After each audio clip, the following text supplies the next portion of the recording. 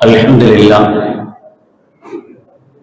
لله نحمده ونستعينه ونستغفره ونعوذ بالله من شرور أنفسنا ومن سيئات أعمالنا من يهده الله فلا مضل له ومن يضلل فلا هادي له ونشهد أن لا إله إلا الله وحده لا شريك له ونشهد أن سيدنا ومولانا محمدا عبده ورسوله اللهم صل على سيدنا مولانا محمد طب القلوب ودوائها وعافية الأبدان وشفائها ونور الأبصار وضيائها وعلى آله وصحبه وسلم. أما بعد فقد قال الله تعالى في القرآن العظيم والفرقان المجيد: أعوذ بالله من الشيطان الرجيم، بسم الله الرحمن الرحيم.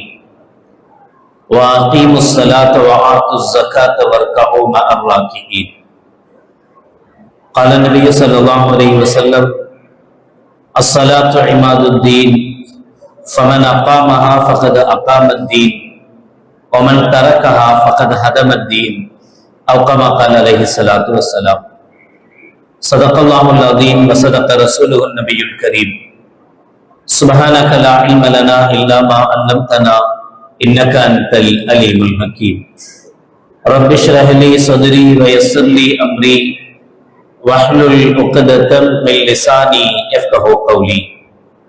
إن أريد إلا الإصلاح ما استطعت وما توفيقي إلا بالله. புகழ் அனைத்தும் அல்லாஹ் ஒருவனுக்கே உரித்தாகட்டுமாக.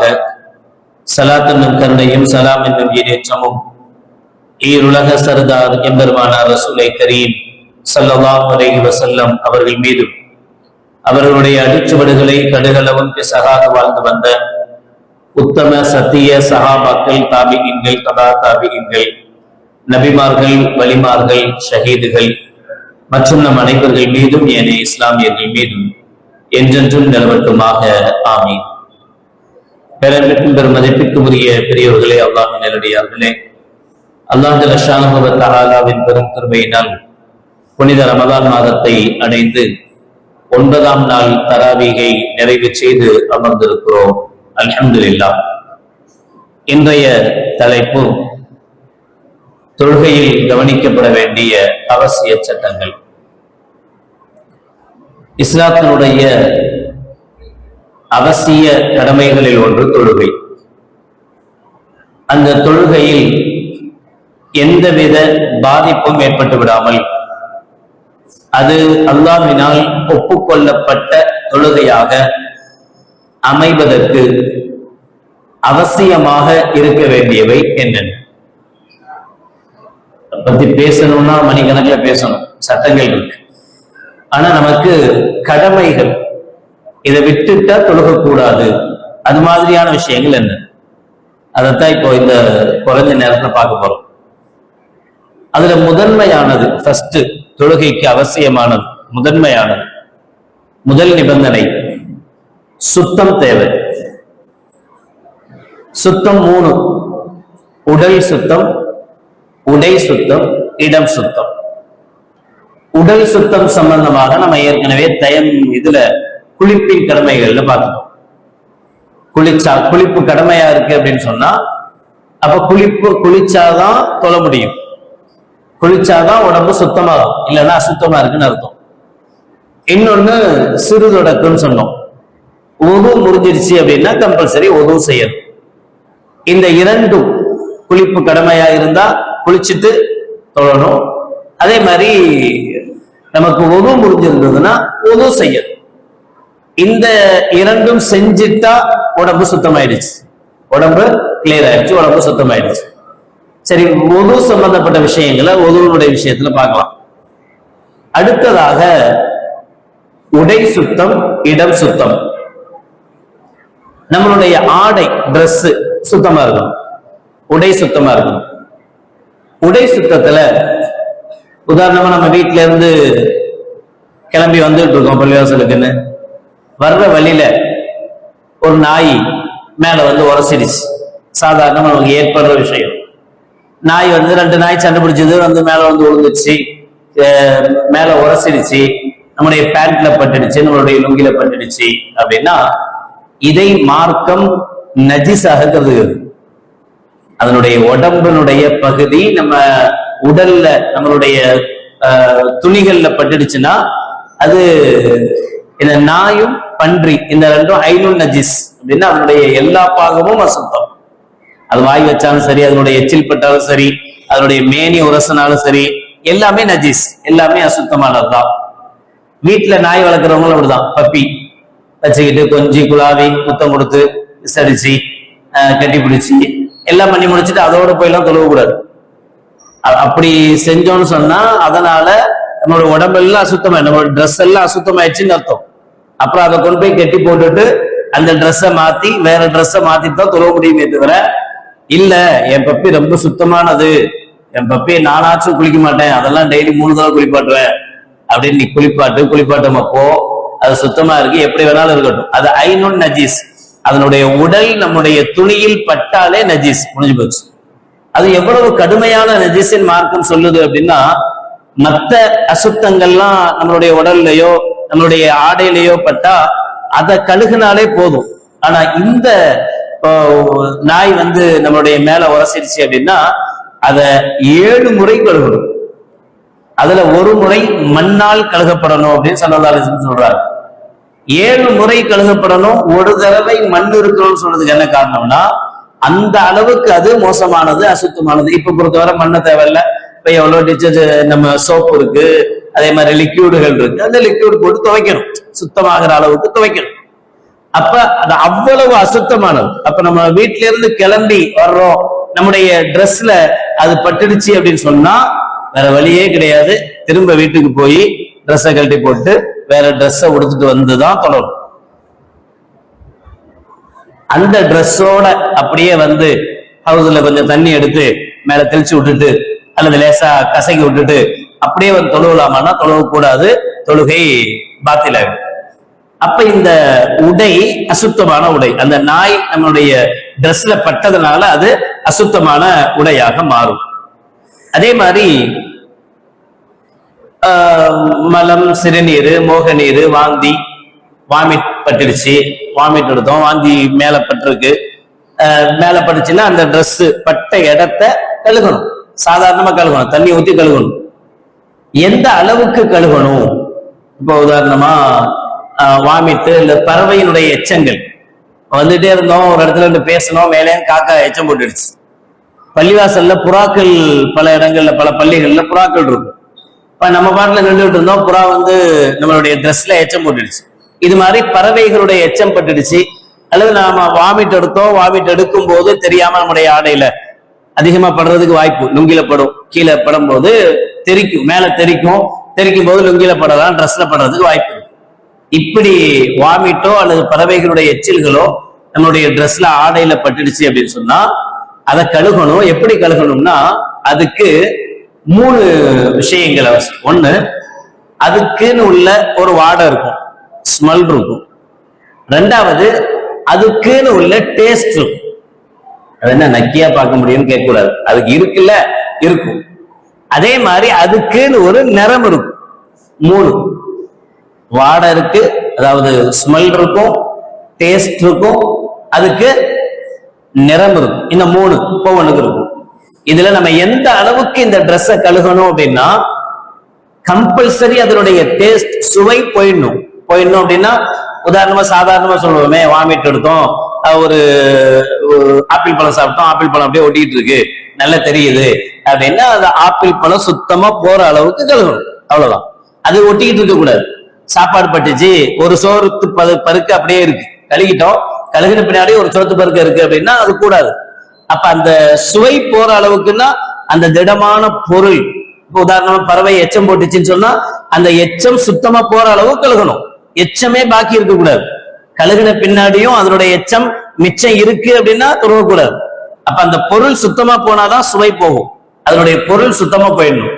2வது, இந்த நிறம் அல்லது வாடை, இந்த 2ல கம்பல்சரி 1 போகணும். வாடை இருக்கக்கூடாது, நிறம் இருக்கு, நிறம் மோஸ்ட்லி போகாது. நீங்க காக்கையே எச்சம் போட்டுச்சுன்னு வச்சீங்களா, நம்ம கழுகுனா கூட அந்த இடத்துல மஞ்சள் கலர்ல அப்படியே ஒரு ரவுண்ட் தெரியும், ஒரு அசிங்கமா ஒரு ரவுண்ட் இருக்கும், அந்த நிறம் இருக்கும். இப்ப நிறமும் இருக்கு, வாடையும் இருக்கு, அதனுடைய ஸ்மெல்லும் அடிக்குது, நாட்டமும் அடிக்குது, அந்த இடம் ஸ்மெல்லும் அடிக்குது, அதனுடைய அடையாளமும் இருக்குன்னா இப்ப கூடாது. ரெண்டும் இருக்கக்கூடாது. 3 விஷயம் சொல்லியிருக்கேன், 3ல 1 கம்பல்சரி இருக்கக்கூடாது. சுவை அப்படிங்கிறது டேஸ்ட் கம்பல்சரி இருக்கக்கூடாது, ஃபுல்லா நீக்கணும். இன்னும் 2 என்னது? 1 வாடை, இன்னொன்னு நிறம். இந்த வாடை நிறம் 2ல ஏதாவது 1 இருந்தா பரவாயில்ல, கூடும். 2மே இருந்தா கூடாது. வாடையும் இருக்கு, அதனுடைய ஸ்மெல்லும் இருக்கு, அதனுடைய நிறமும் இருக்கு, 2மே இருந்தால் கூடாது.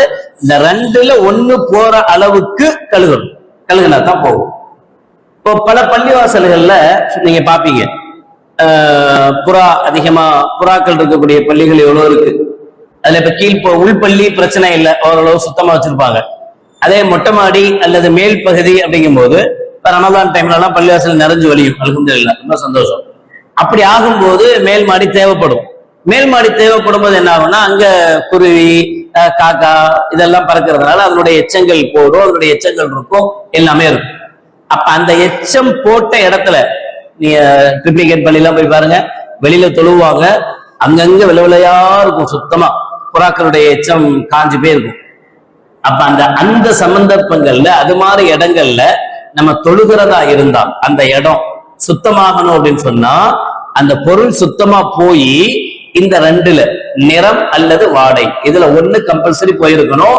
அதனுடைய வாடையும் இடத்துல இருக்கு, ட்ரெஸ்ஸுக்கு என்னவோ அதே தான் இடத்துக்கும் வாடையும் இருக்கு, அதனுடைய நிறமும் ஒயிட்டா இருக்கு அப்படின்னா அந்த இடத்துல தொழக்கூடாது. ரொம்ப உஷாரா கவனிக்கும். சரி, அடுத்து பரு கட்டி ஏதாச்சும் இருந்துச்சு, நம்ம தொழுதுட்டு இருக்கும் போது தன்னால உடஞ்சிருச்சு, சஜிதா பண்ணோம், இங்க இருந்தது ஒரு கட்டி, சஜிதா பண்ணோம், சஜிதா பண்ணும் போது அந்த கட்டி உடஞ்சிருச்சு, உடஞ்சி லேசா ஸ்ரீலோ அல்லது ரத்தமோ வெளியே வந்துருச்சு அப்படின்னா அந்த தானா கொஞ்சமா இருந்தா அதனால உதவ முடியாது, பிரச்சனை இல்லை. ஆனா நாமளா சும்மா இருக்காம தொழுதுட்டு இருக்கும் போது தேவையில்லாம இருந்த பருவையோ கட்டியோ எதையாவது ஒண்ணு வேணுக்கு நாமளே சுரண்டி நாமளே ரத்தத்தை வர வச்சா அசுத்தமாயிடும் உடம்பு. நாமளே இது பண்ணி சுரஞ்சி ரத்தத்தை வர வச்சோம்னு சொன்னா அதனால உதவும் முடியும், அதனால தொழுகையும் முடியும். தானா வந்தா பிரச்சனை இல்லை. கொசு இப்ப நம்ம சில இடங்கள்ல பார்ப்போம், கொசுவா இருக்கும், பயங்கரமா தொழுவே முடியாது, ஃபுல்லா கொசு நிக்கும், வெட்டி அங்க வெட்டி அங்க டங்கு டங்குன்னு அடிச்சா ஒரு 10-15 கொசு உடம்பு ஃபுல்லா ரத்தமா இருக்கும், அங்கங்க ட்ரெஸ்லயும் உடம்புலயும் அங்கங்க இருக்கு. இப்ப இது ரொம்ப கொசு, பயங்கரமான கொசு இருக்கு. அப்ப ஒரு 3 கொசு சில சமயங்கள்ல தானா அடிபடும், சில சமயத்துல நாமளா அடிப்போம், 2 இருக்கு அதுலயும். உதாரணத்துக்கு நம்ம சஜிதாக்கு போனோம், சஜிதாக்கு போற இடத்துல காலை வைக்கிற இடத்துல கரெக்டா ஒரு கொசு உட்கார்ந்துட்டு இருந்துச்சு, பத்தியா விட முடியும்னு சொல்லி நவஸ்னால அல்லாஹ் அக்பர் பேசாம போயிட்டோம். கொசுக்கு மேல காலை வச்சோம், கொசுக்கு நசுங்கிடுச்சு. கொசு நசுங்கின உடனே கம்பல்சரி ரத்தம் வரும், அந்த ரத்தம் நம்ம ட்ரெஸ்ல பட்டு இருக்கு அதோடைய தொழுவலாம், பிரச்சனை இல்லை. இப்ப நாம இங்க ஒரு கொசு இருந்துச்சு, இங்கே டக்குன்னு அடிச்சோம், நாம அடிச்சோம், அதுவா சாகல, நாம அடிச்சோம், அடிச்சதுல ரத்தம் வந்துடுச்சு. இப்ப இது குறைவாக இருந்தா மன்னிக்கப்படும். குறைவு ஜாஸ்தி அப்படிங்கறதெல்லாம் எப்படி கண்டுபிடிக்கிறது அப்படின்னா நம்ம இஷ்டம் தான், நம்ம தான் முடிவு பண்ணணும். இத கம்மி அப்படின்னு நினைச்சா ஓகே, பிரச்சனை இல்லை. இல்ல இல்ல ரத்தம் கொஞ்சம் ஜாஸ்தியா வந்துடுச்சு அப்படி நாம முடிவெடுத்தா அப்ப அந்த ட்ரெஸ்ஸை மாத்தணும், அதை தொழுவ கூடாது. ஒரு இடத்துல பயங்கரமான கொசு சுற்றி ஆரம்பம் இருக்கு, இதுல ஒரு 4 கொசு அடிச்சிட்டோம், இப்ப இது கம்மி. ஒரு இடத்துல கொசுவே இல்ல, யதார்த்தமா ஒரு கொசுவோ 2 கொசுவோ வந்துச்சு, அதை விட்டுட்டு போயிடலாம் பேசாம, அது பாட்டுல போயிட்டு போகுதுன்னு. நாம சும்மா இல்லாம வம்படிக்கு அந்த 1 கொசுவோ 2 கொசுவோ அடிச்சா அது அதிகம். புரியுதா? இடத்தை பொறுத்து நேரத்தை பொறுத்து இந்த கொஞ்சம் அதிகம்ங்கிறதுலாம் மாறுபடும். அப்ப நாமெல்லாம் அடிக்க கூடாது. மூட்டைப்பூச்சி அப்படின்னு போட்டிருக்காங்க, மூட்டைப்பூச்சிலாம் இப்ப மோஸ்ட்லி எந்த பள்ளியாசலையும் அதிகமா இருக்கிறது இல்ல, கொசு பிரச்சனைகள் இருக்கு. சரி, அதே மாதிரி சேறு சகதி இதான நேரங்கள்ல மழை பெய்யக்கூடிய காலங்கள்ல இது நமக்கு அதிகமா நடக்கும். வண்டியில வருவோம், எதிரில் போற வண்டி சேர் அடிச்சுட்டு போயிடுவான், இல்ல செப்பல் போட்டிருப்போம், அந்த செப்பல் பின்னாடி லுங்கி ஃபுல்லா டாட் டாட்டா ஒட்டிட்டு இருக்கும், சேர் ஒட்டிக்கிட்டு இருக்கும். அப்படின்னா இங்கேயும் அதேதான், குறைவாக இருக்கணும், நஜீஸா இருக்க கூடாது. வெறும் மழை தண்ணியினுடைய சேரு பிரச்சனை இல்லை, சும்மா கழுவி விட்டுட்டு தொழுதலாம். நஜீஸான தண்ணி, இப்போ இது உடஞ்சு என்னது ரோட்ல இருக்கு, செப்டிக் டேங்க் வீட்டுக்குள்ள இருக்கும், ட்ரைனேஜ் இருக்கு. ட்ரைனேஜ் சில சமயத்துல ஃபுல்லாகி தெரு ஃபுல்லா அசிங்கமா இருக்கு, நாம அதை தாண்டி தான் வரணும், நாம அதுல நடந்துதான் வர்றோம். நடந்து வரும்போது நம்முடைய செப்பல் என்ன செஞ்சிச்சு, பின்னாடி எல்லாம் ஆயிடுச்சு அப்படின்னு சொன்னா அதை கம்பல்சரி கழுகும், அது நஜீஸ். அந்த நஜீஸை கழுகும் போது நான் ஏற்கனவே 3 சொன்னேன்ல, 2 இருக்கக்கூடாது அப்படின்னு சொன்னேன். 1 கம்பல்சரி இருக்கக்கூடாது, அதனுடைய கருப்பு கலர் அந்த கருப்புல ஒட்டிட்டு இருக்கும்ல மண்ணோட சேர்ந்து, அதை கம்பல்சரி கழுகிடணும். அதனுடைய நிறம் அல்லது வாடை, இதுல 1 கம்பல்சரி போகணும், இதை கவனிக்கணும். சேரு சகதி அல்லது அது மாதிரி நஜீஸான விஷயங்கள் பட்டா. இப்ப இது மாதிரி உடம்புல உள்ள உடல் சுத்தம் முதல்ல, அடுத்த உடை, நம்மளுடைய ஆடை சுத்தமாக இருக்கணும், கிளியரா இருக்கணும். இதுல இன்னொன்னு ரொம்ப நம்ம கவனிக்காம விடுற விஷயம், பள்ளிவாசல் வந்தா பாத்ரூம் போவோம், பாத்ரூம் போயிட்டு உள்செய்ய வருவோம். பாத்ரூம் போகும்போது பாத்ரூம்ல அதிகமான பள்ளிவாசல்கள்ல ரொம்ப குறுகலான பாத்ரூம் தான் இருக்கும், விசாலமா இருக்காது. நம்ம போய் லுங்கியோ நம்முடைய ட்ரெஸ்ஸோ அதனுடைய சுவர்லையோ எங்கேயோ படுறதுக்கு உண்டான வாய்ப்புகள் அதிகமா இருக்கும். அது மாதிரி சந்தர்ப்பங்கள்ல, அது மாதிரி நேரங்கள்ல நம்முடைய ட்ரெஸ், நம்முடைய ஆடை அந்த அசுத்தமான இடங்கள், ஒருவேளை சைட்ல கூட யாரு கண்டா பசங்க போவாங்க, அது பாட்டு சல்லுன்னு அடிச்சு விட்டு வருவோம், யாரும் உள்ள போய் பார்த்துட்டா இருக்கோம். அது எங்கெங்க பட்டுச்சோ எங்கெங்க இருக்கோ, எங்க வேணாலும் அசுத்தம் இருக்கலாம். பாத்ரூம்ல சுவத்துல எங்க வேணாலும் அசுத்தம் இருக்கலாம். அதனால நாம போகும்போது எந்த இடத்துலயும், பாத்ரூமினுடைய எந்த பகுதியிலையும் நம்முடைய ஆடை படாம பாக்குறது அவசியம். கம்பல்சரி நமக்கு தெரியுது ஒரு இடத்துல அசுத்தம் இருக்குன்னு, தெரிஞ்ச இடத்துல நம்முடைய ட்ரெஸ் பட்டுடுச்சு, அப்ப கம்பல்சரி கழுவணும். தெரியல, ஆனா நம்மளுடைய ட்ரெஸ் பட்டுச்சு, அந்த சைட்ல படுது, தெரியுது நமக்கே, ஆனா அது அசுத்தம் இருக்கிற மாதிரி தெரியல அப்படின்னா கழுவிக்கிறது நல்லது, ஆனாலும் போடும், பிரச்சனை இல்லை. ஆனா இதை ஏன் நான் திரும்ப சொல்றேன்னா, பல இடங்கள்ல இந்த விஷயத்துல நமக்கு ஒரு அசால்ட் இருக்கும், இத பெருசா நினைக்க மாட்டோம், இதுல என்ன இருக்கு அப்படின்ற மாதிரி நினைப்போம். உப்பு கவனிக்கணும், நம்முடைய ட்ரெஸ் சுத்தமா இருக்கணும், ஆடை சுத்தமா இருக்கணும், அதனால படக்கூடாது. அதனாலதான் பாத்ரூம் போனா, ஒண்ணுக்கு போனா ஸல்லல்லாஹு அலைஹி வஸல்லம் வழிமுறைகள் இருக்கு. யூரின் போயிட்டு உடனே எண்ணிக்க கூடாது, யூரின் போய் முடிஞ்ச உடனே கணைக்கணும்னு சொல்ற ஸல்லல்லாஹு அலைஹி வஸல்லம் செஞ்சு காட்டியிருக்காங்க. அப்படின்னு கணைக்கணும். கணைக்கும் போது என்ன ஆகும் அப்படின்னா, நம்ம யூரின் போன பிறகு ஏதாவது சில டிராப்ஸுகள் உள்ள இருந்தா அது கொஞ்சம் வெளியே வந்துடும். சாதாரணமா அவசரத்துக்கு போய் அடிச்சு விட்டு ஓடி வரோம்ல, இப்படி போனோமா உடனே ஓடி வருது, அப்படி ஓடி வரும்போது என்ன ஆகும் அப்படின்னா, நம்ம கழுகிட்டு வருவோம், கழுகிடுவோம், யூரின் போயாச்சு, போன பிறகு கழுகிட்டோம், கழுகின பிறகுதான் வருவோம். ஆனா அந்த 2 ஸ்டெப் வைக்கிறதுக்குள்ள 1 டிராப்போ 2 டிராப்போ ட்ரெஸ்ல போட்டுரும். அதனால யூரின் போகும்போது உஷாரா நிதானமா இருந்து கணைச்சி முழுவதும் வெளியாயிடுச்சுன்ற ஒரு நிம்மதி கிடைச்ச பிறகு, அதுக்கு பிறகு சுத்தமா கழுகி, கழுகுற தண்ணி நம்முடைய ட்ரெஸ்ல படாம, பேண்ட் போட்டு போறது பெரிய கஷ்டம் தான், கழுகுற தண்ணி நம்மளுடைய ஆடைகள்ல படாம, ஏன்னா நஜீஸ கழுகுற தண்ணி, அந்த தண்ணி ட்ரெஸ்ல பட்டா அதுவும் நஜீஸ் தான். யூரின் போயிட்டு கழுகுறோம், கழுகுற தண்ணி பேண்ட்ல படுது, கழுகுற தண்ணி ஜட்டில படுது அப்படின்னா, அது கழுகுற தண்ணி நஜீஸ் தானே, நஜீஸான இடத்த தானே கழுவுறோம், அந்த தண்ணி நஜீஸ் ஆயிடும், அசுத்தமாயிடும். அந்த தண்ணி பட்டா ட்ரெஸ் அசுத்தமாகும், ஜட்டி அசுத்தமாயிடும். ஜட்டி அசுத்தமாயிட்டா அதோட தொழுவ முடியுமா?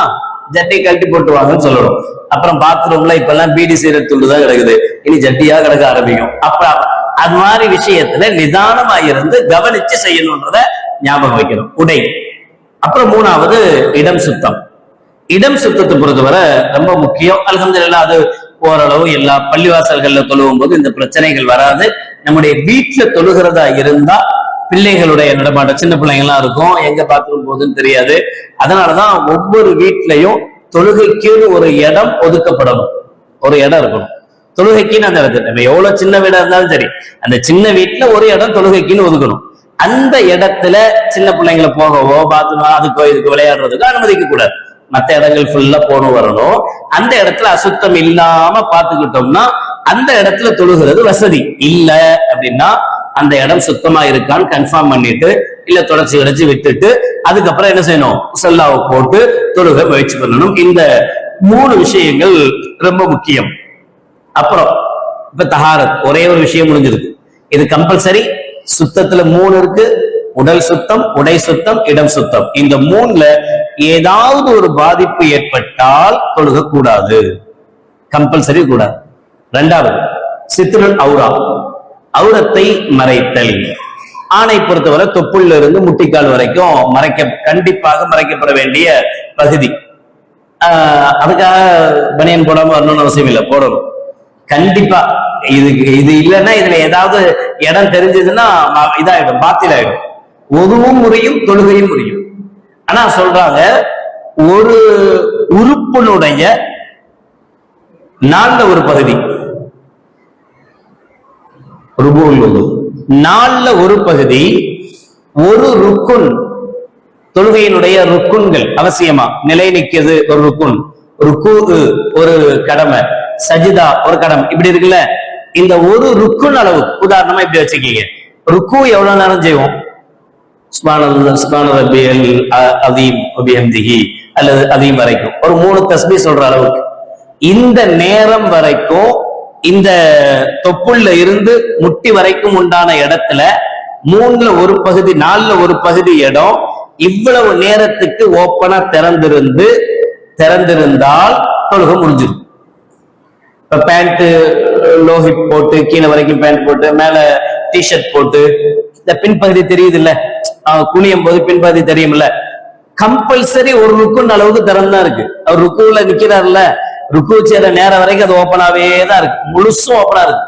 ஒரு பகுதியினுடைய பாதி, இந்த இடத்தினுடைய பாதி, 4ல ஒரு பகுதி இல்ல, பாதி பகுதி ஒரு ருக்குன் அளவுக்கு கம்பல்சரி திறந்திருக்கு. திறந்திருந்தால் எது கூடாது? தொழுக கூடாது. அந்த தொழுக கூடாம போயிடும். அதனால கம்பல்சரி தொப்புளுக்கு கீழே உள்ள பகுதி திறக்கக்கூடாது, மேல உள்ள பகுதிகள் மூடப்படணும். அதே மாதிரி பெண்களை பொறுத்தவரை பெண்களுக்கு முகம், 2 உள்ளங்கை, இதை தவிர மற்ற எல்லாம் மறைக்கப்பட வேண்டிய பகுதி அவருக்கு மறைச்சிருக்கணும். அபூ ஹனீஃபா ரஹ்மத்துல்லாஹி அலைஹி அவங்கள்ட்ட தொழுகையில பெண்கள் தொழுவும் போது அவங்களுடைய உள்ளங்காலும் மறைக்கப்படும். முகம் ஓப்பனா இருக்கு, 2 உள்ளங்கை இது வரைக்கும் போட்டுக்கிறாங்க தொழுகை. அதே மாதிரி உள்ளங்கால் இருக்குல்ல, கால் சாக்ஸ் போடணும். கால் பகுதியை திறந்திருக்க கூடாது. கால் பகுதியில சாக்ஸ் போட்டுட்டு பெண்கள் என்ன செய்யணும்? தொழுகணும். அபூ ஹனீஃபா ரஹ்மத்துல்லாஹி சொல்லுவாங்க, பொதுவாகவே யாரா இருந்தாலும் போட்டுக்கிறது நல்லது, காலையும் மறைச்சுக்கிறது நல்லது. 2வது. 3வது இஸ்திக்பாலுல் கிப்லா, கிப்லாவை முன்னோக்கி தொழுதல். எல்லா இடத்துக்கும் அல்ஹம்துலில்லாஹ் வந்துரும். ஆனா நம்ம வெளியில இருந்தா, பிரயாணங்கள்ல இருக்கிறோம், வேற எதுலையாவது இருக்கிறோம், நமக்கு கிப்லாவுடைய திசைய தெரிய முடியாத சூழல்கள் இருக்கு அப்படின்னு சொன்னா மார்க்கம் நம்மள என்ன செய்ய சொல்லுதுன்னா இப்ப ரொம்ப ஈஸி, அதெல்லாம் ஒரு பெரிய விஷயமே. எவ்வளவு அப்ளிகேஷன்ஸ் இருக்கு, கிப்லாவுடைய திசையை காட்டக்கூடிய அப்ளிகேஷன்கள் இருக்கு, அதை பார்த்து நம்மளால தொழ முடியும். கிப்லா இல்லாத ஒரு சூழல் நமக்கு வராது.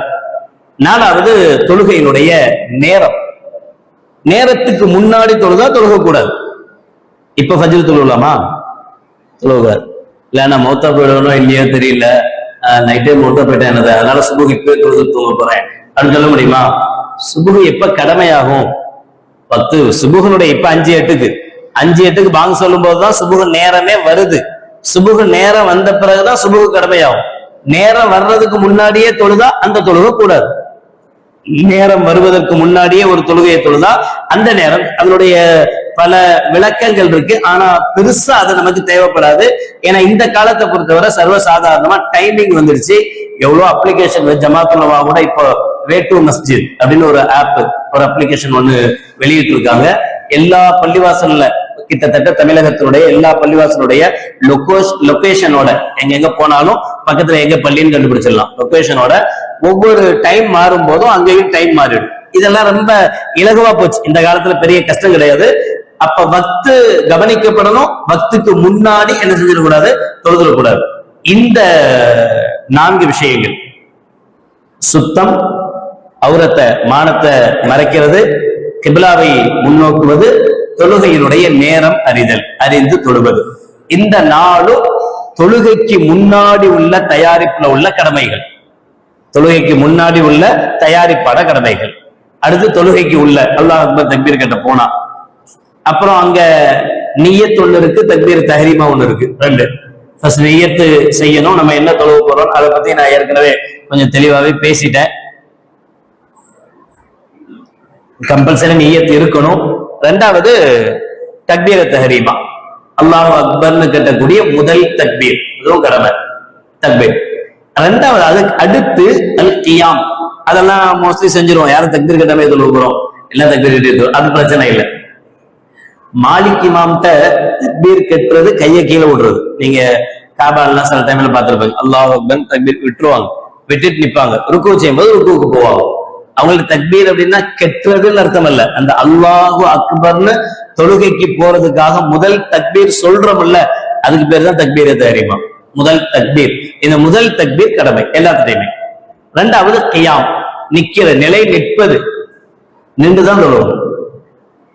அப்ப உட்கார்ந்து தொழுகிறவங்க எல்லாம் என்ன, ஃபர்தான தொழுகையை பொறுத்தவரை ஃபர்தான தொழுகையில கியாம் யாருக்கு நிக்க முடியுமோ அவங்க உட்கார்ந்து தொழுதா தொழுக கூடாது. சேர்ல எல்லாம் உட்கார்ந்து தொழுகிறவங்க ரொம்ப உஷாரா இருக்கணும். சேர்ல எப்ப உட்கார்ந்து, நமக்கு ஏன் அதிகபட்சமா ஏன் சேர்ல உட்காருறாங்க, கீழே உட்கார்ந்தா எந்திக்க முடியாதுன்னு உட்காருறாங்க. அதிகமா சேர்ல உட்கார்ந்து தொழுகிறவங்களுக்கு என்ன ரீசன் இருக்கும் அப்படின்னா, கீழே உட்கார்ந்தா எந்திக்க முடியாது, சஜிதா கீழே போக முடியாது, திரும்ப எந்திக்க முடியாது, அதுதான் காரணமா இருக்கும். அதுக்கு மார்க்கம் சேர்ல உட்கார்ந்து தொழுவ சொல்லல, கீழே உட்கார்ந்து தொழுவோம். 4 ரக்காத்தையும் உட்கார்ந்து தொழுது முடிச்சுக்கலாம், எப்ப எந்திக்கணுமோ அப்ப எந்திரிச்சிக்கலாம், ஒன்னும் தப்பு கிடையாது. கீழே தான் உட்கார்ந்து தொழுவணும். கீழே உட்கார்ந்து தொழுகும் போதுதான் சஜிதாவுக்கு என்ன செய்வோம், கீழே அழகா போறக்கூடிய வாய்ப்புகள் கிடைக்கும். அப்ப நிக்கிறதுக்கு ஒருவருக்கு சக்தி இருந்தால், நிக்குவதற்கு சக்தி இருந்து அவர் உட்கார்ந்து தொழுதா அவருடைய தொழுகையே கூடாது. அப்போ உட்கார்ந்து தொழுவும் போது ஃபர்ஸ்ட் அல்லாஹ் அக்பர் தக்பீர் நின்றுணும். நமக்கு என்ன பிரச்சனை, கீழே போனா வெளியே வர முடியாதுன்னு பிரச்சனை. அப்புறம் அல்லாஹ் அக்பர் ருக்குக்கு போகும்போது ருக்கு செய்யணும், சமீஅ அல்லாஹ் லிமன் ஹமிதா சொல்லிடணும். சஜிதாவுக்கு அல்லாஹ் அக்பர் சொல்லும் போது நம்மளால போக முடியல அப்படின்னா சேர்ல உட்கார்ந்துக்கிட்டு எந்த அளவு குனிய முடியுமோ அந்த அளவு குனியணும். இப்படி உட்கார்ந்துட்டு சஜிதா செய்வது அல்லாஹ் அக்பர் அல்லாஹ் அக்பர் அல்லாஹ் அக்பர். தொழுகை இதுக்கு பேசாம சும்மா இருக்கலாம், தொழ வேண்டிய அவசியமே இல்லை. எந்த அளவு குனிய முடியுமோ நம்மளால, என்னால என்னுடைய முட்டிக்கால தாண்டி என்னால குனிய முடியும் அப்படின்னு இருந்தா அந்த அளவு குனியணும். அந்த அளவு குனியாம சும்மா லேசா முதுகே வளையாம வலிக்காம சும்மா அப்படி குனிஞ்சி சும்மா எந்திரிச்சா தொழுகையே கூடாது, பாத்திலாயிடும். சர்வ சாதாரணமா போச்சு இப்பெல்லாம் சேர்ல உட்கார்ந்து தொழுகிறதுங்கிறது, அது ஒரு இதாகி போச்சு. அந்த ஆள் மட்டும் உட்கார்ந்துருக்கான், நம்மள்கிட்ட வேலை செய்யறவன், நம்ம முதலாளி, நம்ம போய் கீழே உட்கார்ந்தா சரி வராது, கீழே தொழுதான் சரி, இப்படியே சில பேர் சேர்ல உட்காந்துக்கிறான். நமக்கு இல்லாத தொழுகையே கூடாது, வேஸ்ட். இந்த தொழுகையே வீணா போன தொழுகையாடு, வேஸ்டான தொழுகையாடு. கியாமுக்கு சக்தி, நிற்பதற்கு சக்தி இருந்தால் கம்பல்சரி நிக்கணும், நிக்காம தொழக்கூடாது. ஃபர்தான தொழுகையில சுன்னத்தான நஃபீலான தொழுகைகளா இருந்தால் நிற்பதற்கு சக்தி இருந்தும் கூட உட்கார்ந்து தொழலாம். நாளையில இருந்து வரிசையெல்லாம் உட்கார்ந்து கூடாது தராவிகளை. அப்படியா, இவ்வளவு நாளா தெரியாத, இப்ப சொல்லிட்டீங்க, நல்லதா போச்சு. 20 ரக்காத்து நின்று உட்கார்ந்து பெரிய கஷ்டமா இருக்கு, பேசாம உட்கார்ந்துடலாம், சற்று ஃபுல்லா உட்கார்ந்துட கூடாது. நின்று தொழுகிறதுதான் சிறப்பு, நின்று தொழுகிறதுதான் சிறப்பு. ஒருத்தர் ஒரு சுன்னத்தை தராவி தொழுனாங்க, அல்ல ஒரு நஃபீலான தொழுகைய நிக்க முடியும்னு இருந்து கூட உட்கார்ந்தே தொழுதாரு அப்படின்னா அவருடைய தொழுகை கூடும், பிரச்சனை இல்லைன்னு அர்த்தம். இதே ஃபர்தான தொழுகைய ஒருத்தர் நிக்க சக்தி இருந்தும் உட்கார்ந்து தொழுதா கூடாது. இந்த ரெண்டுக்கும் அதான் வித்தியாசம். ஃபர்தான தொழுகையா இருந்தா தொழுகையே கூடாம போயிடும், சுன்னத்தான நஃபீலான தொழுகைகளா இருந்தா தொழுக கூடிடும். ஆனா சிறப்பு என்னதான், நின்று. அல்லாஹ் நமக்கு நல்ல சக்தியை தந்திருக்கிறான்னா அல்ஹம்துலில்லாஹ் நின்று தொழுவதுதான் சிறப்பு. அடுத்து அல்லாஹ் தக்பீர் கட்டிடுவோம். தக்பீர் கட்ட உடனே சூரத்துல் ஃபாத்திஹா ஓதுவோம், துணை சூரா ஓதுவோம். சூரத்துல் ஃபாத்திஹாவும் ஃபர்து, கண்டிப்பா ஓதுவோம். ஃபாத்திஹா ஓதாம தொழ முடியாது. அதனாலதான் புதுசா இஸ்லாத்துக்கு வர்றாங்கல்ல, அவங்களுக்கு இஸ்லாத்துக்கு வந்தோடனே களிமா சொல்லி கொடுத்துட்டு முதல்ல அவங்களுக்கு சொல்லிக் கொடுக்க வேண்டிய விஷயங்கள் சூரத்துல் ஃபாத்திஹா, அது மாதிரி அத்தஹியாத். இந்த ரெண்டும் கம்பல்சரி. தனியா தொழுகிறோம்ல, தனியா தொழுவும் போது இந்த ரெண்டும் தெரியலன்னா தொழுவ கூடாது. அல்ஹம்து சூரா ஓதித்தான் ஆகணும், வழியே கிடையாது. ஒருத்தருக்கு துணை சூரா தெரியல, இன்னொரு சின்ன சூரா அது கூட நமக்கு தெரியாது, ஒருத்தர் தெரியாம இருக்கிறாருன்னா பரவாயில்ல, தொழுவலாம். அல்ஹம்து சூரா மட்டும் ஓதிட்டு ருக்கு சஜிதா செஞ்சு செய்யலாம். ருக்குல என்ன தஸ்பீ ஓதணும் அவருக்கு தெரியாது, பரவாயில்ல. சஜிதால என்ன தஸ்பீ ஓதணும் தெரியல, பரவாயில்ல. உட்கார்ந்து என்ன தஸ்பீ ஓதணும்னு தெரியல, பரவாயில்ல. ஆனா அத்தஹியாத்து ஸல்லல்லாஹு அலைஹி வஸல்லம் மேல ஸலவாத், இந்த மூணு சூரத்துல் ஃபாத்திஹா, அத்தஹியாத்து, ரசூலுல்லாஹ் மேல ஸலவாத், இந்த மூணு கம்பல்சரி தெரியணும். அதனாலதான் ஒரு இஸ்லாத்துக்கு வந்தா இந்த மூணை முதல்ல கற்றுக் கொடுப்போம். இப்ப நமக்கு சூரத்துல் ஃபாத்திஹா தெரியுது, தெரியாம இல்ல. எப்படி தெரியுது? அதுல ஒரு பிரச்சனை இருக்கு. சூரத்துல் ஃபாத்திஹா அப்படிங்கிறது அல்ஹம்துலில்லாஹி ரப்பில் ஆலமீன் இருக்கு, அத வலல்லாலீன் வரைக்கும் ஓதணும். எப்படி ஓதணும்னா கூடுமான அளவு எப்படி கூடுமோ அப்படி ஓதணும். நம்ம இஷ்டத்துக்கு ஓதக்கூடாது. அல்ஹம்துலில்லாஹி ரப்பில் ஆலமீன் அர்ரஹ்மான் நிர்ரஹீம் மாலிகி யௌமி தீன், இதெல்லாம் கூடாது, இப்படி ஓதக்கூடாது. இன்னும் எந்த அளவுக்குன்னா ஷத்து இருக்கிற இடத்துல ஷத்து கரெக்டா வரணும், ஷத்து இல்லாத இடத்துல ஷத்து செஞ்சிடக்கூடாது. அல்ஹம்துலில்லாஹி லில்லாஹி ரப்பில் ஆலமீன் அர்ரஹ்மான் நிர்ரஹீம், அர்ரஹ்மான்லயும் ஷத்து இருக்கு, நிர்ரஹீம்லயும் ஷத்து இருக்கு. ஒருத்தர் அல்ஹம்துலில்லாஹி ரப்பில் ஆலமீன் அர்ரஹ்மானிர் ரஹீம் அப்படின்னு ஓதுனா தொழுகக்கூடாது. நான் ஏன் சொல்றேன் புரியுதா? அல்ஹம்து சூராவை தஜ்வீதோட கம்பல்சரி இமாம்கிட்ட உட்கார்ந்து கத்துக்கிட்டு தான் ஆகணும். கத்துக்காம எனக்கு அல்ஹம்து சூரா தெரியும்லாம் சொல்லக்கூடாது. நாம என்ன தப்பா ஓதுறோம் நமக்கே தெரியாது. நம்மளுடைய அல்ஹம்து சூரால என்ன தப்பு இருக்கு நமக்கு தெரியாது. ஷத் இருக்கிற வேண்டியதுல விட்டுட்டோம். மாலிகி யௌமித்தீன் இதான் இருக்கு. மாலிகி யௌமித்தீன் ஒருத்தர் ஓதுறோம்னு வச்சுக்கோ. மாலிகி, மாலிகி அப்படின்னா காஃப்ல ஷத் இல்லாம நம்ம ஷத் வைக்கிறோம். மாலிகி யௌமித்தீன் அப்படின்னு ஓதுனா தொழக்கூடாது. அப்ப இந்த 7 ஆயத்து இருக்குல்ல சூரத்துல் ஃபாத்திஹால 7 ஆயத், ஒவ்வொரு முஃமினும் ஒவ்வொரு முஸ்லிமும் கம்பல்சரி குறைஞ்சபட்சம் சூரத்துல் ஃபாத்திஹாவையாவது தஜ்வீதோட கத்துக்கணும். கத்துக்கல அப்படின்னா நம்முடைய தொழுகை கூடாமல் போவதற்கு வாய்ப்பு இருக்கு. அதனால சூரத்துல் ஃபாத்திஹா கம்பல்சரி, எப்படி ஓதணுமோ முறைப்படி அப்படி ஓதணும். அதுக்கப்புறம் துணை சூரா ஓதுவோம். அதுக்கு பிறகு ருக்கு, இதுவும் கடமை. அப்புறம் இஅ்திதால் சமி அல்லாஹு லிமன் ஹமீதா சொல்லி எந்திக்கிறோம்ல, இதுவும் கடமை. அப்புறம் 2 சஜிதா, அதுவும் கடமை. 2 சஜிதாவுக்கு மத்தியில உட்கார்றது, இது எல்லாத்திலையுமே துமஅ்னீனான்னு சொல்லுவாங்க, அமைதியா செய்யறது. அமைதியானா அல்லாஹு அக்பர் தக்பீர் கேட்டா அல்ஹம்து ஸல்லல்லாஹு ஓதிட்டாங்க. அல்லாஹு அக்பர் ருக்குவுக்கு போனா தஸ்பீஹ் சொல்லிட்டோம். சமி அல்லாஹு லிமன் ஹமீதா, அல்லாஹு அக்பர், கேப்பே இல்ல. சமி அல்லாஹு லிமன் ஹமீதா ரப்பனா லக்கல் ஹம்து, கொஞ்சமாவது நிக்கணும் இல்ல. சமி அல்லாஹு லிமன் ஹமீதான்னு சொன்ன உடனே அப்படியே போயிடுறது அல்லாஹு அக்பர். அது மாதிரி சஜிதாவிலையும் அப்படிதான். ஃபர்ஸ்ட் சஜிதா முடிச்சிட்டோம், அல்லாஹு அக்பர் எந்திரிச்சு கொஞ்சம் உட்காரணும், கொஞ்சம் ஒரு சில செகண்டாவது உட்காரணும், அப்புறம் அல்லாஹு அக்பர் போகணும். அது இல்லாம ஒரு சஜிதா முடிஞ்சு அல்லாஹு அக்பர் அல்லாஹு அக்பர். இப்ப இந்த துமானி அமைதி இல்ல, அமைதி வராம போயிடும். இந்த அமைதி இல்லைன்னாலும் தொழுக கூடாது. இது இல்லைன்னாலும் இது விடுபட்டு போனாலும் தொழுக கூடாம போயிடும். இப்ப இந்த விஷயங்கள் நிக்கிறது, ருக்கு, சமி அல்லாஹு லிமன் ஹமீதா, 2 சஜிதா, அப்புறம் 2 சஜிதாக்கு இடையில உட்கார்றது, அத்தஹியாத், இவை எல்லாமே கடமை, ஃபர்து, கண்டிப்பா இருக்கணும். இதுல ஏதாவது ஒண்ணு விடுபட்டு போனா மிஸ் ஆயிடுச்சு. அது எப்படி மிஸ் ஆகும்? அல்லாஹ் அக்பர் அல்ஹம்துலில்லாஹி ரப்பில் ஆலமீன் எல்லாம் ஓதிட்டு தான் இருக்கும். பொதுவாகவே நம்முடைய வணக்கம் வழக்கமா இருக்கும். அது நம்மளை விட்டுட்டா போதும், தொழுவோம். தொழுவும் போது சனா ஆட்டோமேட்டிக்கா வந்துடும், ஃபாத்திஹா ஆட்டோமேட்டிக்கா வந்துடும், அத்தஹியாத் ஆட்டோமேட்டிக்கா வந்துடும், குனூத் ஆட்டோமேட்டிக்கா, எல்லாமே நின்றா ஆட்டோமேட்டிக்கா வந்துட்டே இருக்கும்.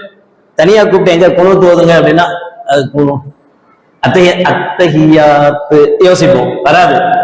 இது என்னன்னா பழகிடுச்சு, நமக்கு என்ன பழகிடுச்சு. ஒருத்தர் அல்லாஹ் அக்பர் தக்பீர் கேட்டு அல்ஹம்து சூரா ஓதுனாரு, அப்புறம் துணை சூரா ஓதிட்டாரு. ஓதும் போதெல்லாம் ஞாபகம் எங்கேயோ இருந்தது. ருக்குவுக்கு அல்லாஹ் அக்பர் போனோம், ருக்குவுக்கு போகாம பேசாம சஜிதாவுக்கு போயிட்டாரு. அல்லாஹ் அக்பர் ருக்குவுக்கு போகாம சஜிதாவுக்கு போன பிறகுதான் யோசனை, ஐயோ ருக்குவுக்கே போகாம நேரம் சஜிதாக்கு வந்துட்டோமே அப்படின்னு சிந்தனை வருதுன்னா இப்ப தொழுக கூடாது. ஏன்? 2 ஃபர்த விட்டுட்டார். ருக்குவும் செய்யல, சமயல்லாலும் இல்லைதா, ஏத்திதாலும் இல்ல. 2 ஃபர்த விட்டு ஒரு ஃபர்து விடுபட்டு போனாலும் தொழுக கூடாது. தொழுகையில ஃபர்த கண்டிப்பா தெரிஞ்சுக்கணும். இவைகள் நம்ம சொன்ன எல்லாமே ஃபர்து, கடமை. இதுல ஏதாவது ஒண்ணு விடுபட்டு போனா இதுக்கு சஜிதா சஹு செஞ்செல்லாம் நிவர்த்தி செய்ய முடியாது. தொழுகையே கூடாது. சரி, தொழுக கூடாதுன்னா என்ன பண்றது? இப்ப உதாரணமா அல்லாஹ் அக்பர் தக்பீர் கேட்டுட்டு நம்ம சஜிதாவுக்காக நேர போனோம், ருக்குவை தாண்டல, முடிஞ்சோம், அல்லாஹ் அக்பர் போயிட்டோம். ருக்கு கிட்ட போகும்போதே ஞாபகம் வந்துச்சு, அடடா சஜிதா கிட்ட போறோம், இல்ல அந்த ருக்கு போலன்னு டக்குன்னு அப்படியே அல்லாஹ் அக்பர் முட்டில கை வச்சு நின்ட்டோம். சஜிதாக்கு தான் போகணும்னு அல்லாஹ் அக்பர் கீழே போனோம். போகும்போதே ஞாபகம் வந்துடுச்சு, ஆஹா ருக்குவுக்கு போகாம சஜிதாக்கு போறோம் அப்படின்னு ஞாபகம் வந்துச்சு. ருக்குவுக்கு முன்னாடியே டக்குன்னு கை வச்சு அப்படியே நின்றுட்டா ஒண்ணுமே தேவையில்லை, பிரச்சனையே இல்லை. அப்படியே ருக்கு செஞ்சுட்டு சமயல்லாலும் சொல்லிட்டு சஜிதாக்கு போயிடலாம். ருக்குனுடைய ஸ்டேஜ தாண்டி போயிட்டோம், சஜிதாக்கு ஃபுல்லா போல, கீழே வரைக்கும் போல, ஆனா ருக்குனுடைய ஸ்டேஜ தாண்டிட்டோம். ருக்கு செய்யறதுக்கு எந்த அளவு கரெக்டா முதுகு வர்ற மாதிரி குனிறோம்ல, இந்த குனிற அளவை விட கீழே போயிட்டோம். கீழே ஆனா சஜிதாக்கு போல. கீழே போன பிறகு நமக்கு ஞாபகம் வருது, ஆனா நான் ருக்கு செய்யாம சஜிதாக்கு வந்துட்டோமே அப்படின்னு ஞாபகம் வந்தா இப்ப சஜிதா வரைக்கும் ருக்குவை தாண்டிட்டதுனால தொழுக பாத்தில். சரி, பாத்தில் ஆனா என்ன பண்றது? அப்படியே விட்டு போட்டு திரும்ப அல்லாஹ் அக்பர் தக்பீர் கட்டலாமா? செய்யக்கூடாது. அந்த சஜிதாக்கு போய் உட்கார்ந்து அடுத்த சஜிதா போய் அத்தஹியாத்துல உட்கார்ந்து சலாம் கொடுக்கணும். முறைப்படி தொழுகையை முடிக்கணும். முடிச்சாலும் இந்த தொழுகை கூடாது. தூக்கி ஓரமா வச்சுட்டு அப்புறம் திரும்ப நம்ம என்ன செய்யணுமோ அதை தொழுகணும். பாதிலே இப்ப நோன்பு நமக்கு மிஸ் ஆயிடுச்சு, என்ன செய்யறோம்? நோன்பு திறக்கிற வரைக்கும் நோன்பு மாதிரியே இருக்கணும்னு சொல்றோம்ல. சரி, நோன்பு மாதிரியே இருந்தா அது நோம்பாயிடுமா? நோம்பாகாது. சரி, நோம்பாதான் ஆகாத பின்ன எதுக்கு நோன்பு மாதிரி இருக்கணும்? அதுதான் முறை, அந்த நோன்புக்கு கொடுக்குற மரியாதை. அது மாதிரி தொழுக இடையிலே நமக்கு மிஸ் ஆயிடுச்சு, முடிஞ்சு போச்சு, அப்ப இடையிலே அப்படியே விட்டுட்டு போயிடலாமா? விடக்கூடாது. அதுக்கு பிறகு எப்படி முடிக்கணுமோ அப்படி முடிக்கணும். அதுக்காக நமக்கு ஃபர்ஸ்ட் ரக்காத்துல தப்பு வந்துருச்சு, இது மாதிரி நடந்துருச்சு, தொழுகையை முடிக்கிறதா இருந்தா 2 ரக்காத்து வேணுமே அப்படின்னு திரும்ப இன்னொரு ரக்காத்து, அப்படி இல்லை, அது தேவையில்லை. ஒரே ரக்காத்துலயே அதுலயே அத்தஹியாத்துல உட்கார்ந்து அத்தஹியாத் ஓதி தொழுகையை முடிக்கிற மாதிரி முடிச்சுட்டு நம்ம என்ன செஞ்சுக்கலாம்? திரும்ப அந்த தொழுகைய திருப்பி தொழுவோம்.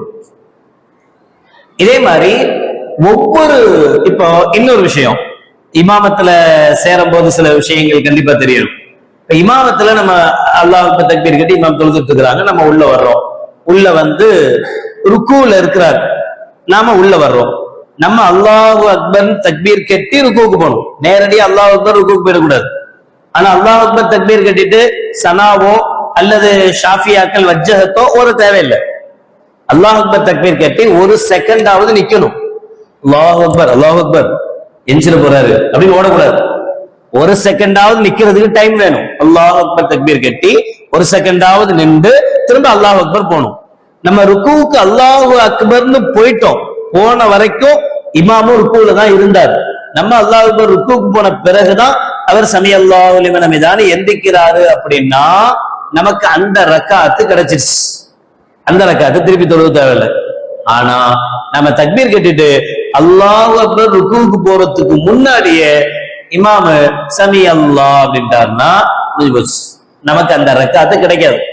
ரக்காத்து கிடைக்காதுன்னா அப்ப தேவையில்லாம எதுக்கு ருக்கு செய்யணும், பேசாம எந்திரிச்சிடலாம் அப்படின்னா எழுதிக்க கூடாது. ருக்கு வர போயிட்டோம்ல, போனதுக்கு ருக்குல தஸ்பீகாத்துகள் ஓதலனாலும் பரவாயில்ல, ஒரு சில செகண்ட் தாமதிக்க நிக்கணும். நின்று அப்புறம் இமாமோட சமிஅல்லாஹு லிமன் ஹமிதா அப்படின்னு வந்துருவோம். அப்புறம் அந்த ரக்காத்தை தொழுதுருவோம். ஆனா இந்த ரக்காத்து கணக்குல வராது. ஃபர்ஸ்ட் ரக்காத்துல இது மாதிரி நடந்துச்சுன்னா இமாம் சலாம் கொடுத்த பிறகு நம்ம அந்த 1 ரக்காத்தை திரும்ப எந்திரிச்சு தொழுவோம். அப்ப அந்த 1 ரக்காத்து நமக்கு கிடைக்கணும் அப்படின்னா நம்ம ருக்குல ஜாயிண்ட் ஆயிருக்கணும். அந்த ருக்குவும் நாமும் இமாமும் சேரணும். நாம ருக்குவுக்கு போனோம், அவர் சமிஅல்லாஹு லிமன் ஹமிதா, சரி முன்னாடி நிக்கிறோம், தெரியும் ருக்கு சமிஅல்லாஹு லிமன் ஹமிதா எந்திரிச்சிட்டாரா இல்லையா இதெல்லாம் தெரியும்.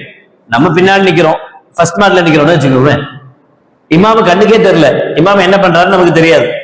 இப்ப நம்ம ருக்குல வந்து ஜாயின் பண்ண போறோம். ஜாயின் பண்ணும் போது இமாம் எந்திக்கிறாரா இல்லையான்னு தெரியாது. ஆனா எதை வச்சு கண்டுபிடிக்க முடியும்? சமிஅல்லாஹு லிமன் ஹமிதா சொல்லுவார்ல, சமீன்டா வேலை முடிஞ்சு போச்சு. அவர் எந்திச்சாரா எந்திக்கலையா தேவையில்லை. அவர் ருக்குல இருந்து சமியம் அப்படின்றாருன்னா ஆஹா எந்திரிச்சிட்டாரு. இந்த சமியா அப்படி சொன்ன பிறகுதான் நம்ம உள்ள வந்தோம், ருக்குல போய் நிக்க போறோம் அப்படின்னா இந்த ரக்காத்து நமக்கு கிடைக்கலன்னு அர்த்தம்.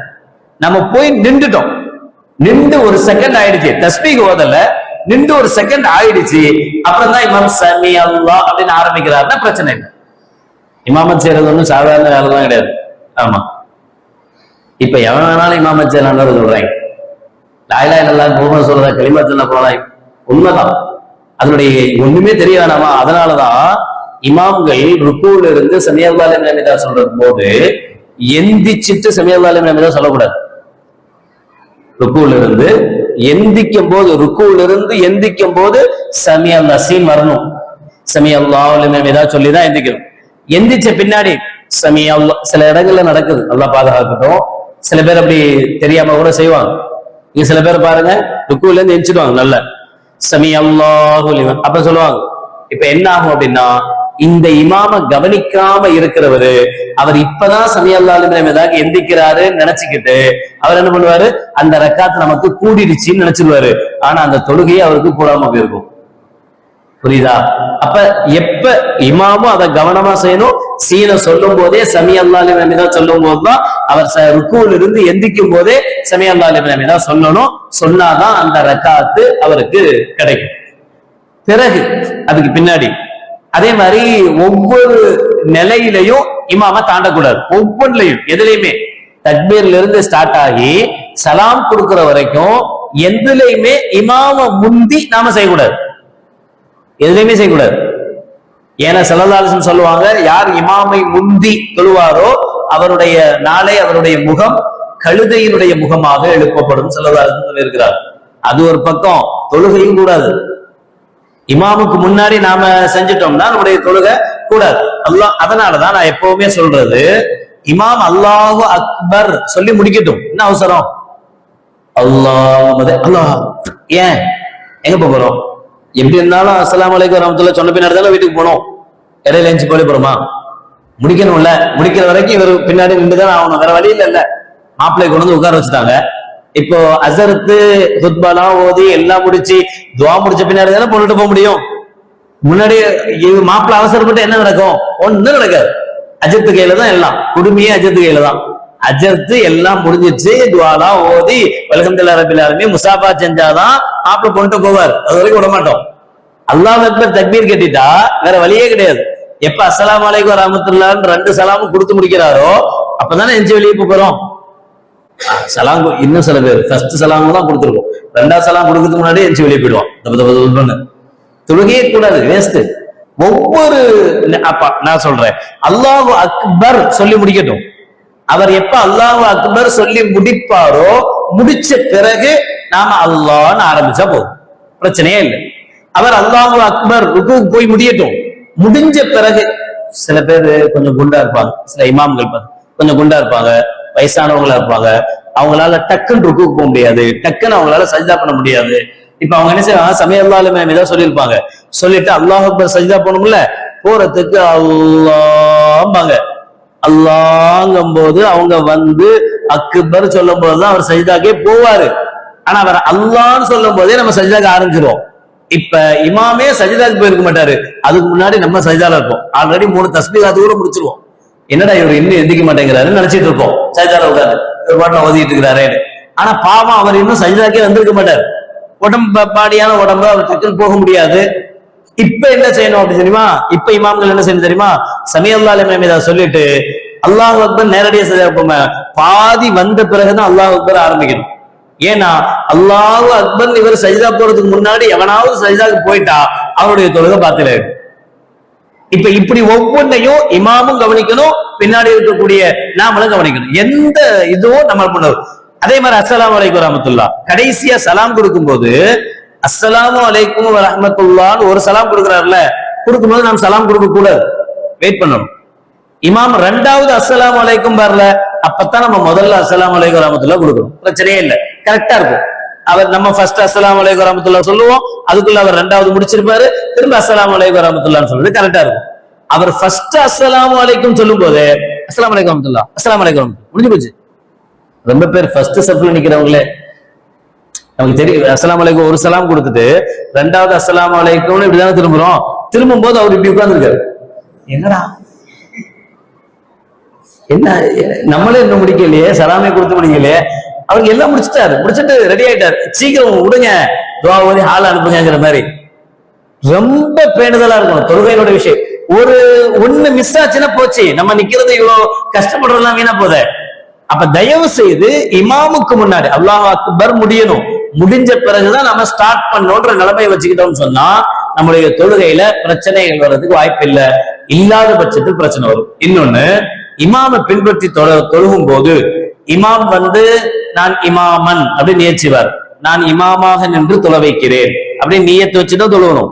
வெறுமனையா சுபுகளுடைய 2 ரகத்துக்கு அல்லாஹ் அக்பர் அப்படின்னா அவர் இமாமத் செஞ்ச நன்மையும் கிடைக்காது, பின்னாடி முக்ததிகள் நின்று தொழுவணும் இல்ல, யாருக்கும் இமாமத்தினுடைய நன்மையும் கிடைக்காது. இமாமத் செய்றவர் நவைத்து அப்படின்னு சொல்லி சலாத்து சுபஹி அதான் முஸ்தக்பிலன் இலல் காபத்தி ஷரீஃபத்தி இமாமன் அப்படின்னு சொல்லணும். நான் இமாமாக நின்று தொழ வைக்கிறேன் நியத் செய்யணும். அதே மாதிரி பின்னாடி நிக்கிற நாமளும் இந்த தொழுகைய கிப்லாவை முன்னோக்கி இத்தனை ரக்காத்தை அல்லாஹ்வுக்காக இந்த இமாமை பின்தொடர்ந்து தொழுகிறேன் அப்படின்னு நியத்து வைக்கணும். மஅமூமன் அப்படின்னு நியத்து வைக்கணும். நியத்து வச்சாதான் இமாமத்துல சேர்ந்து தொழுத நன்மை கிடைக்கும். இந்த இமாமை பின்தொடர்ந்து நியத்து வைக்கலன்னா நம்ம தனியா தொழுத மாதிரிதான் நன்மை கிடைக்குமே தவிர இமாமத்துல சேர்ந்த நன்மை கிடைக்காது. இது எல்லாமே தொழுகையில கொஞ்சம் அசால்ட்டா இருக்கிற விஷயங்கள். இதுல கொஞ்சம் அதிக கவனம் செலுத்தணும். அல்லாஹ் ஜல்ல ஷானஹு வ தஆலா நம்முடைய தொழுகைகளை பரிபூரண தொழுகையாக, ஆனால் ஒப்புக்கொள்ளப்பட்ட தொழுகையாக ஆக்கி அருள் புரிவாராக. வாஹிர் தஅவானா அல்ஹம்துலில்லாஹி ரப்பில் ஆலமீன். பிஸ்மில்லாஹிர் ரஹ்மானிர் ரஹீம். அல்ஹம்துலில்லாஹி ரப்பில் ஆலமீன். اللهم صل على سيدنا مولانا محمد وعلى آل سيدنا مولانا محمد وبارك وسلم عليه. ربنا ظلمنا أنفسنا وإن لم تغفر لنا وترحمنا لنكونن من الخاسرين. ربنا اغفر لنا ذنوبنا وإسرافنا في أمرنا وثبت أقدامنا وانصرنا على القوم الكافرين. اللهم تقبل منا صلاتنا وصيامنا وقيامنا وركوعنا وسجودنا وتخشعنا وتضرعنا وتمم تقصير أعمالنا وتجاوز عنا سيئاتنا وتوفنا مع الأبرار. ربنا آتنا في الدنيا حسنة وفي الآخرة حسنة وقنا عذاب النار. وصلى الله تعالى وسلم على خير خلقه سيدنا محمد وعلى آله وأصحابه أجمعين. سبحان ربك رب العزة عما يصفون وسلام على المرسلين والحمد لله رب العالمين. سبحان الله وبحمده سبحانك اللهم وبحمدك أشهد أن لا إله إلا أنت أستغفرك وأتوب إليك. سبحان ربك رب العزة عما يصفون وسلام على المرسلين والحمد لله رب العالمين. صلى الله على محمد صلى الله عليه وسلم. صلى الله على محمد صلى الله عليه وسلم. صلى الله على محمد يا ربي صل عليه وسلم. السلام عليكم ورحمة الله وبركاته.